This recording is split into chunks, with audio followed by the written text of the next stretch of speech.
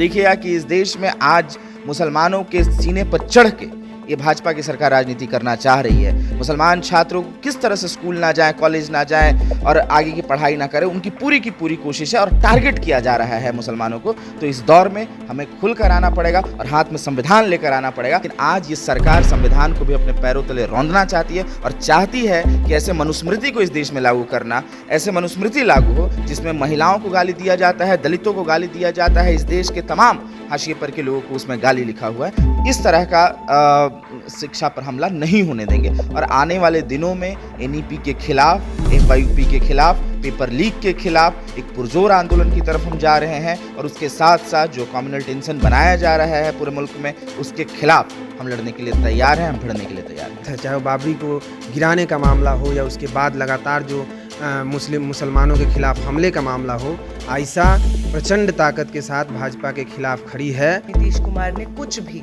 किया है, वो तमाम महिलाएं जिनको अंबेडकर के संविधान की वजह से इस मुल्क में, इस देश में आज़ादी मिली है, इक्वल राइट्स मिले हैं, उसी संविधान को गाली देने वाले जो लोग अलायंस में इस वक्त सरकार है, वो महिलाएं तो ऐसा नहीं मानती। आयशा की ओर से आज नेशनल काउंसलिंग मीटिंग रखा गया था। हमारे साथ जेएनयू के अध्यक्ष हैं धनंजय जी, क्या कहिएगा, क्यों मीटिंग रखा गया था? देखिए, हमारा 2 दिवसीय राष्ट्रीय परिषद की मीटिंग थी जिसमें जो देश की शिक्षा पर हमला ये सरकार, देश की सरकार, मोदी सरकार, उसके साथ साथ नीतीश सरकार राज्य में कर रही है और ये हम सबको दिखाई दे रहा है कि शिक्षा से किस तरह से छात्रों को, हाशिए पर के छात्रों को, जो दलित, आदिवासी, गरीब छात्र हैं, उनको किस तरह से वंचित किया जा रहा है एनईपी लाकर। और स्कूलों से भी कह लीजिए कि कई स्कूलों को मर्ज कर देना, कई स्कूलों को बंद कर देना, ये चीज़ें हमारे सामने आ रही हैं। और इसके साथ साथ इस सरकार अपना एजेंडा भी वहाँ पे चला रही है कि जो कह लीजिए कि भगवाकरण करने का और जो एक डाइवर्सिटी है देश में, उसको ख़त्म करने का एक कोशिश इस सरकार के ज़रिए शिक्षा में चल रहा है। तो एक हमारी जिम्मेदारी है और इस जिम्मेदारी के बतौर आयशा एक अभियान के तहत तरफ जा रहा है कि हम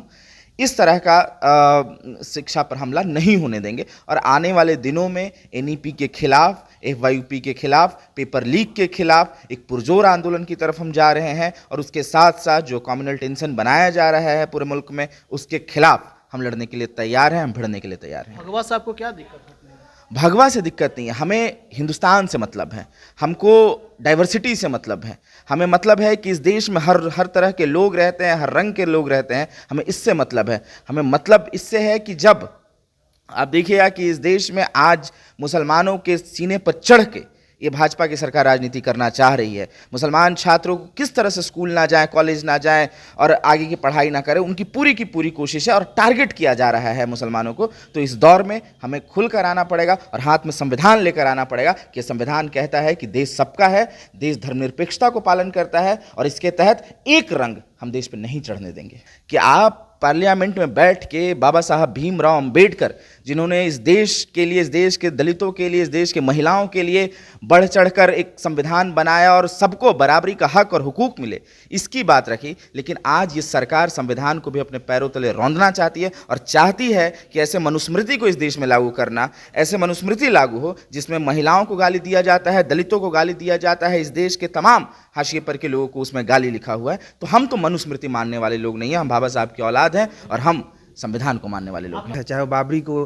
गिराने का मामला हो या उसके बाद लगातार जो मुसलमानों के खिलाफ हमले का मामला हो, आयशा प्रचंड ताकत के साथ भाजपा के खिलाफ खड़ी है। और इस दौर में उन्मादी राजनीति, चाहे वो संभल के अंदर हो, चाहे बिहार के किसी शाहाबाद सीमांचल का मामला हो, हर जगह आयशा बतौर छात्र आंदोलन ऐसे भाजपा के सांप्रदायिक एजेंडे को रोकने का काम करेगी। क्या नीतीश कुमार महिलाओं को आगे बढ़ाएं, महिलाओं को शिक्षा दिए, घर से बाहर निकालने, कैसे देखते हैं?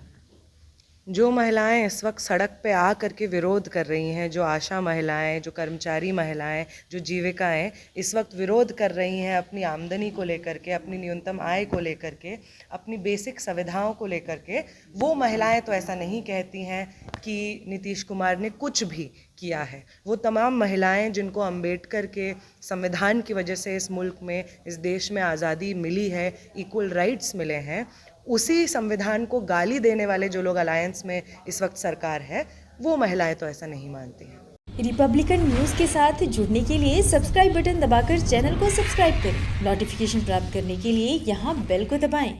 वीडियो अच्छा लगे तो लाइक करें और दोस्तों के साथ शेयर करना ना भूलें।